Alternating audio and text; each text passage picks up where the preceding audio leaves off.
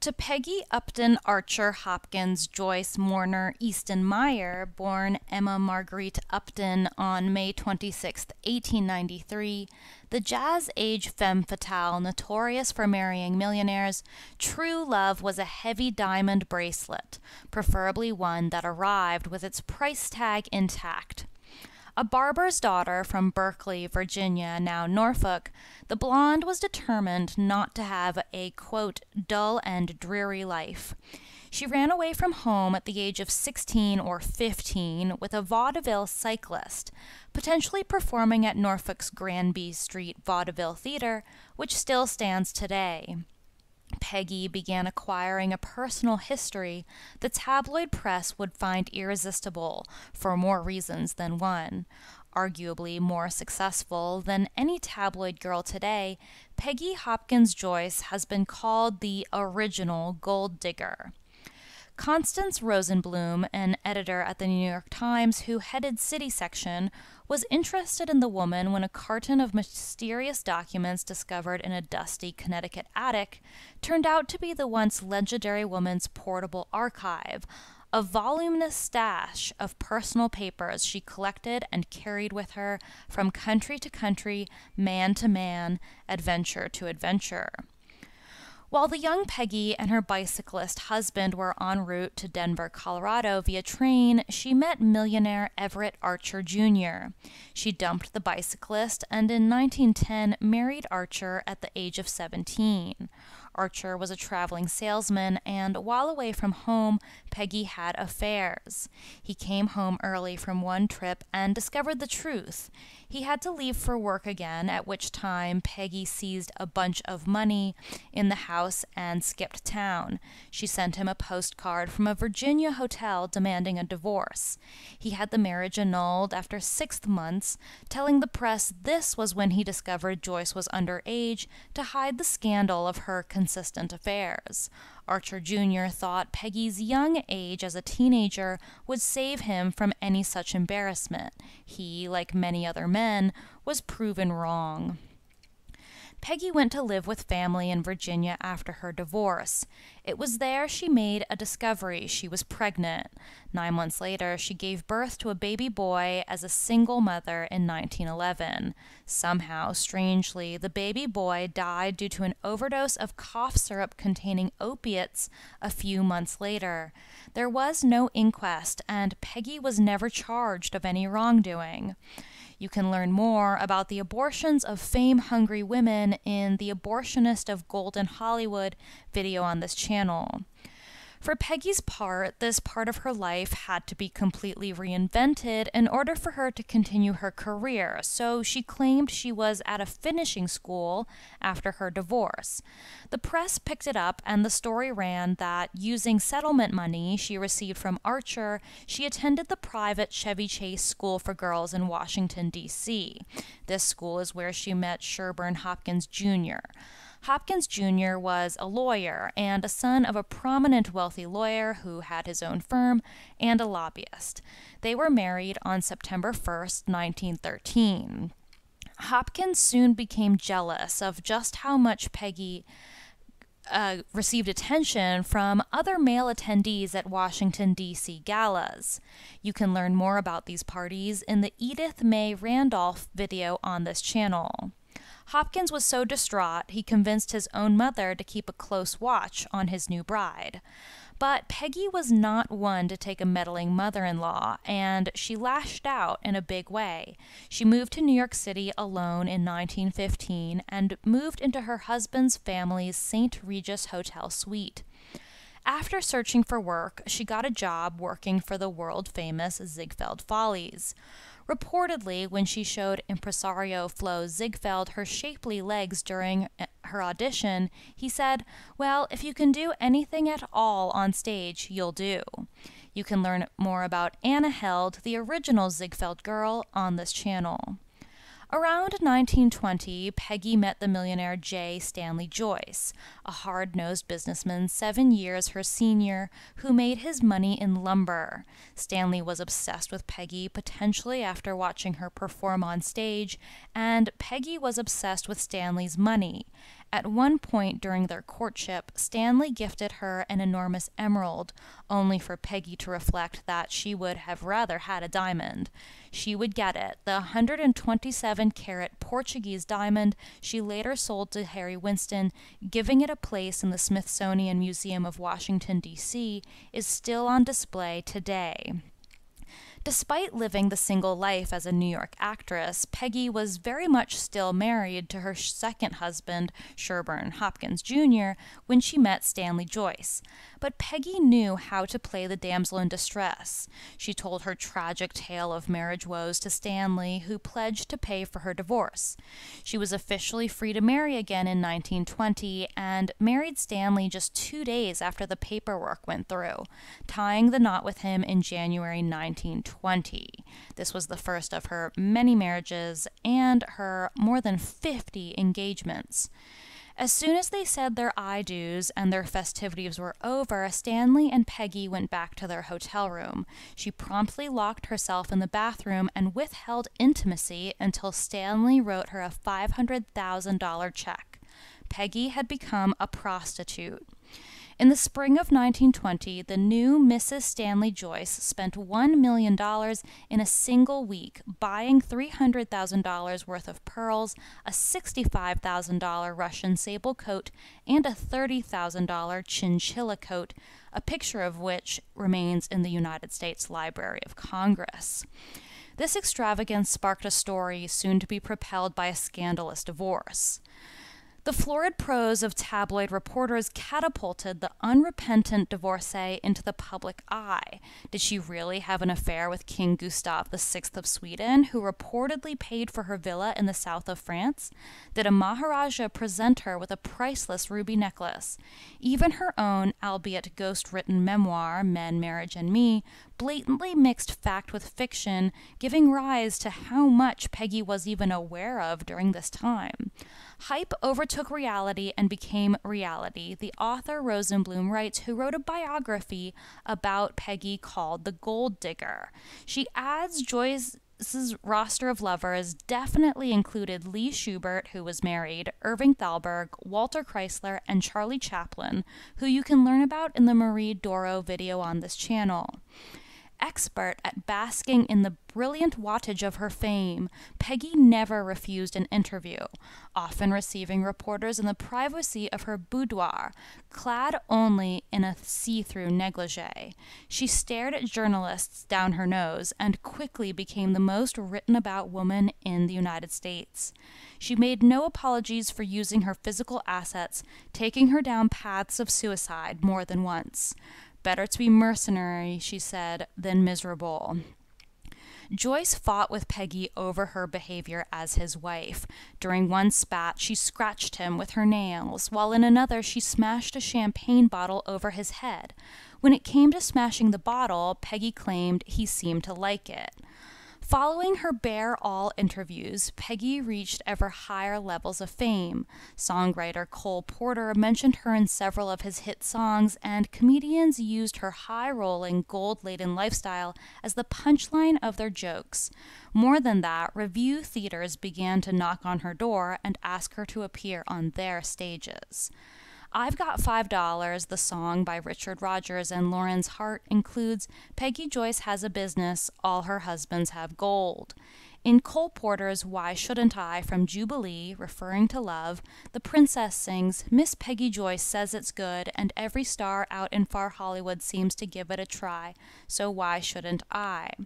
In Cole Porter's They Couldn't Compare to You from Out of This World, the god Mercury sings of his affairs with women real and fictional through history. When betwixt Nell Gwynn and Anne Boleyn I was forced to make my choice, I became so confused I was even amused and abused by Peggy Joyce. Cole Porter's Witch asks, should I make one man my choice and regard divorce as treason, or should I, like Peggy Joyce, have a new one every season? In Cole Porter's Let's Not Talk About Love from 1941's Let's Face It, Maggie Watson sings, I've always said men were simply divine. Did you know that Peggy Joyce was once a pupil of mine? Joyce was the woman to be compared with, according to Zora Neale Hurston, who jealously wrote she was more aristocratic than Joyce, and Joyce had nothing on her in the essay How It Feels to Be Colored Me. Joyce's life inspired art as well as headlines. A Woman of Paris, Charles Chaplin's highly acclaimed 1923 drama, was based on stories she told him about her tempestuous marriage to Stanley Joyce. He included a suicide of the protagonist's lover, which must have been painful for Joyce to watch, and the film made over $600,000 at the box office. Commentators like Damon Runyon and Will Rogers made frequent references to Joyce as a playgirl, and Edward Steichens showcased her erotic allure in a famous color photograph published in Vanity Fair in 1931. As the subject of Cole Porter's songs, she seems to have pushed out Evelyn Hoey, who may have influenced Hoey's depressive state, and you can learn more about that showgirl on this channel. In the spring of 1921, Joyce and Peggy went on a belated honeymoon on a European cruise. It was a disaster. Peggy spent her time dancing with other men on the liner, dallying with lovers while Stanley was asleep, and once concocted a solo week in the countryside when she was really with a boyfriend. Joyce struck out in violence, pushing his wife into a chair, causing her tiara to fall and cut her face. Peggy refused to join him anywhere after that, and Joyce departed for the United States, cutting the trip short. During one of her routine interviews, she got the news from a journalist. Stanley was divorcing her. By then, Peggy was spending most of her time with her favorite lover, Parisian millionaire Henri Letellier. In the divorce lawsuit, Peggy demanded $10,000 a month in alimony and $500,000 in attorney's fees. Stanley countersued, claiming Peggy had married him only to defraud him. He also accused Peggy of having multiple affairs. Being a bigamist, he claimed Peggy was not divorced from her first husband before she married her second, and for having driven a United States Army lieutenant to suicide. Stanley's lawyer claimed the man shot himself in a Turkish bath after going broke trying to keep Peggy happy, and Peggy didn't exactly deny it. During the couple's well-publicized divorce trial in 1921, testimony revealed that the lumber baron had given Peggy a reported $1.4 million in jewelry, a $300,000 home in Miami, furs, cars, and other properties. Peggy was awarded $600,000 in the divorce settlement. She was allowed to keep all the jewelry she had acquired during the marriage and was given stock in J. Stanley Joyce's lumber company that allotted her an annuity of $1,500 monthly for life. She supplemented this income with a column called Varieties, full of advice on how to get a man. This flew in the face of Harpo Marx's assertion that Peggy was illiterate, and indeed it seems that Peggy accumulated her share of haters. Another Jew, Eddie Cantor, has verses describing the peculiar nature of her fame, which he may have performed while wearing blackface, as many Jewish comedians of the time did. He would sing, "Take Peggy Joyce with little voice, she soon became the nation's choice. I tell you, buddy, she's made a study of makin' whoopee." The media later reported that Joyce eloped with Henri Letellier after her divorce, but the two never married. She later said she did not marry him because Frenchmen understand women too well. A girl should never marry a man who understands women. After her third divorce, she declared she would never marry again. While in the midst of her relationship with Letellier, Peggy met another man, the Chilean attaché Guillermo William Errázuriz.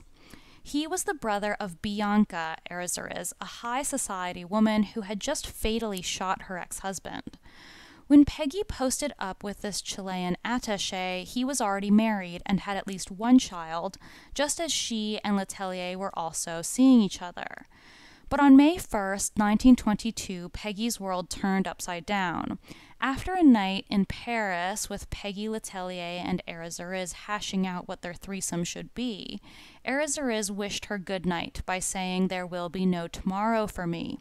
Peggy, bleary-eyed and sleepy, had no idea what he meant. Perhaps Errázuriz knew Peggy would choose Letellier over him. That night, Errezuriz shot himself in his hotel room, leaving a vague note. The press swarmed. The Errezuriz family did not blame Peggy, and instead insisted their son had a mountain of debt. Meanwhile, Peggy herself confessed to the press that he had only grown so desperate after she refused to marry him. But 3 days after the suicide, Peggy took a handful of sleeping pills and tried to kill herself too. She seemed to have a change of heart after surviving the attempt. While she was recuperating, she gave an interview to a reporter claiming she was through with men. She went on to say she was in love with Errezuriz, but admitted that she played with him. I dangled him on a string just as I did many others. Oh, why did I do it? When asked why numerous men were seemingly fascinated by her, she answered, I don't know why men run after me. I cannot tell you the secret of my fascination. I never meant to ruin their lives. Letellier, for his part, never married Peggy, and instead married 3 separate times, his third wife becoming the inspiration for Colette. But 9 days after the initial suicide, a second Chilean attaché, Rivas Munt, who was also romantically linked to Peggy, tried to take his own life using the barbiturate Veronal and succeeded. When medics found him, he was holding a damning piece of evidence.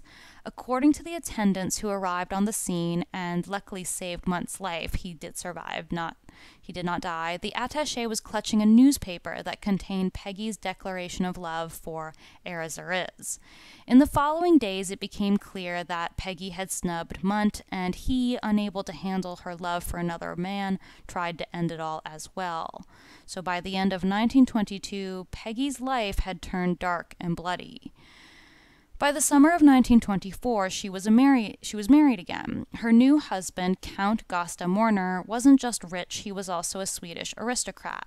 Whether it was the noble title or just the man himself, Peggy seemed well and truly in love with the Count, even telling the press after their wedding, all my other marriages meant nothing. This is the first time I have ever been truly in love. Peggy may have thought she loved the Count unconditionally, but he soon gave her an ultimatum she couldn't accept. As his wife, Morner demanded that Peggy give up her career on stage and screen to focus her energies on becoming the new Countess and become dedicated to the Swedish people. While Peggy agreed at first, within months she realized she could never tear herself away from the spotlight. Before 1924 was up, Peggy Hopkins Joyce was single again and remained so for 19 years.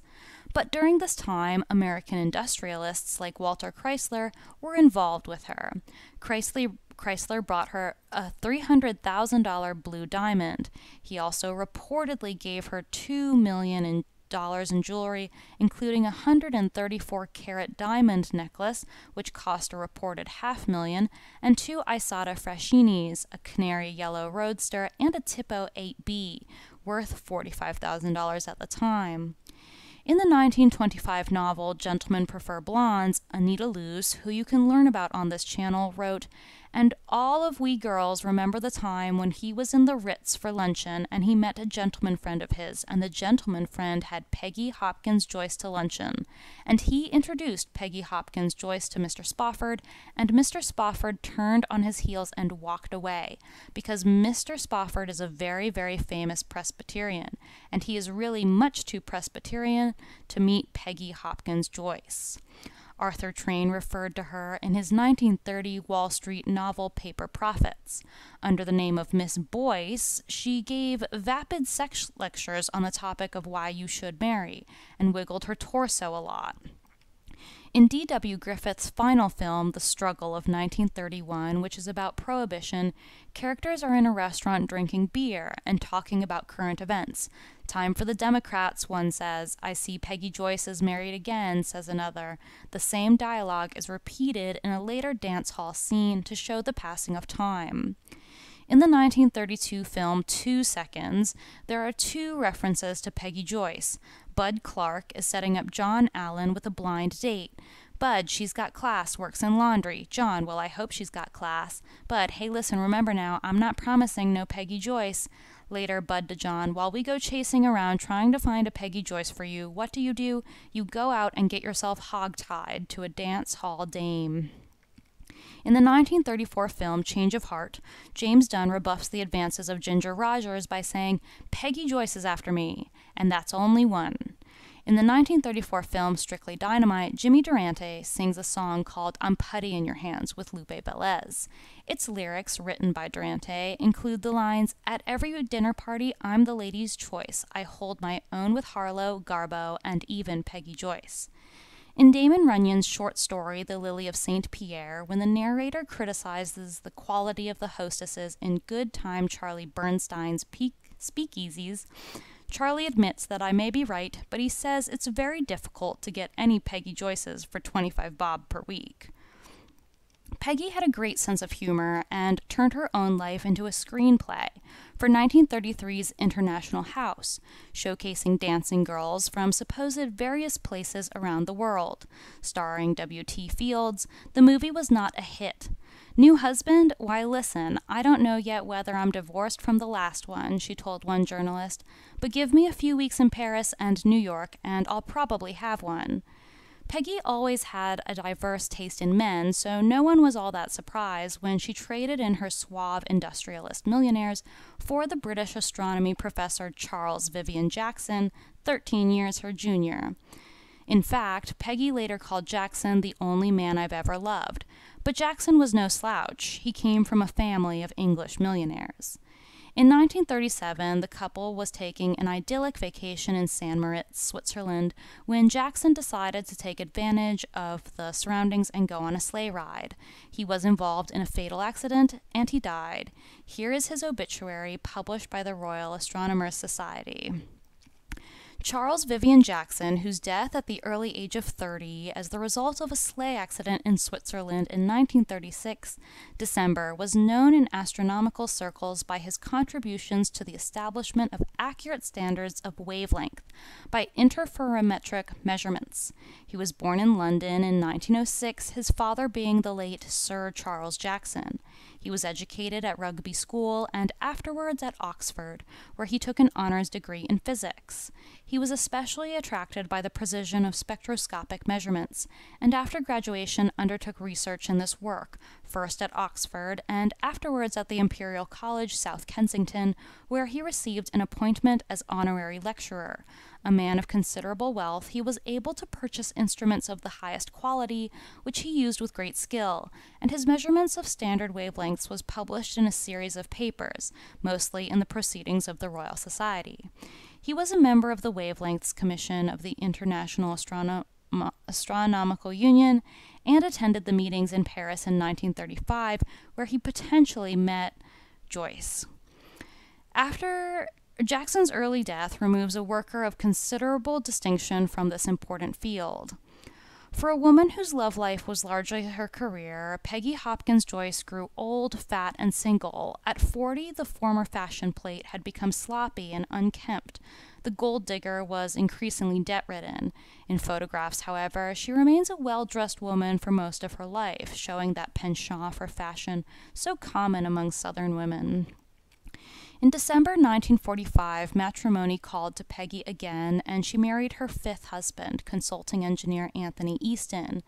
But on that happy day, she refused to do one thing. After walking down the aisle in her dress, journalists noticed she omitted the traditional word obey from her wedding vows, something Kate Middleton became famous for doing decades later in her wedding to Prince William, and you can learn more about Princess Kate and her royal portrait on this channel.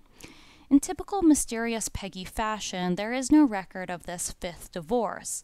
The only thing we have to go on to confirm their split is the fact that she married again in 1953 to Andrew C. Meyer, a retired bank teller. After marrying Meyer, she decided to age away from the cameras, living a quiet life in Connecticut with her albums and photographs. She didn't really get to have a realistically happy ending. Just 4 years after her last marriage, doctors diagnosed her with throat cancer. She passed at the age of 64. The once international celebrity's name had become a punchline for bad jokes, to which she often responded or not. With Golden Hollywood in full swing, her once lover Irving Thalberg dead, Peggy moved to Connecticut and was forgotten. At 64, forgotten by the public, but mourned by her sixth and final husband, she died. So what made Peggy live the life she did? Are there clues that lie in her hometown? Berkeley, Virginia was literally the end of the line of the Norfolk Southern Railway and in the wrong side of the tracks for decades until its absorption by the city of Norfolk in 1906. While Norfolk was expanding in the 1890s and 1900s, with the creation of a zoo and expansion of its train lines, Berkeley remained poor and obscure. Bonds had to be raised for it to afford street repair. Peggy's family would have been one of the only white families in town whose so-called Negro Belt burned down in 1922. A prominent synagogue behind Glasser Loans also existed in Berkeley, part of the Micro-Kadesh community. The Naval Hospital of Berkeley did not have its own building, but had to be housed in a private home. Whipping one's wife in the streets was totally acceptable, as evidenced by articles in the Norfolk Landmark and Norfolk Virginian.